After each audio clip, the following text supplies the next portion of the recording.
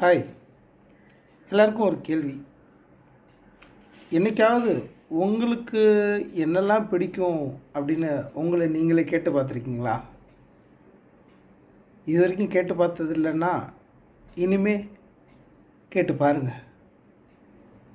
ஏன்னா நம்ம ஏதோ நேற்று தான் பிறந்தது போல், அம்மா கையை பிடிச்சி நடந்தது போல், அப்பா தோளில் உட்காந்து உலகத்தை சுற்றி பார்த்தது போல், நண்பர்களோட கூடி விளையாண்டது போல் இருக்கும். ஆனால் காலம் சட சட சட சடன்னு ஓடி இருக்கும். நமக்கும் வயசாகிருக்கும், நம்ம அடுத்தடுத்த லெவலில் வந்திருப்போம். பாருங்கள், நம்ம உட்காந்து யோசிக்கும்போது நமக்கு நிஜமாக நினைவுகள் வந்து அவசியம் தேவை. நினைவுகள், நல்ல நினைவுகள். எதெல்லாம் உங்களுக்கு பிடிக்கும்னு நீங்கள் உங்களே கேட்டு பாருங்கள். காரணம், அந்த பிடித்த நினைவுகள் நமக்கு நல்ல நண்பனை போல் காலம் பூரா நம்ம கூட பயணம் பண்ணும். எனக்கும் அப்படி தான் நிறைய நினைவுகள்லாம் இருக்குது. உங்களோட நினைவுகள்லாம் என்னென்னு நீங்கள் யோசிச்சு பாருங்கள். இது வரைக்கும் எந்த நினைவுகளும் இல்லைன்னா இனியாவது சேர்க்க பாருங்கள்.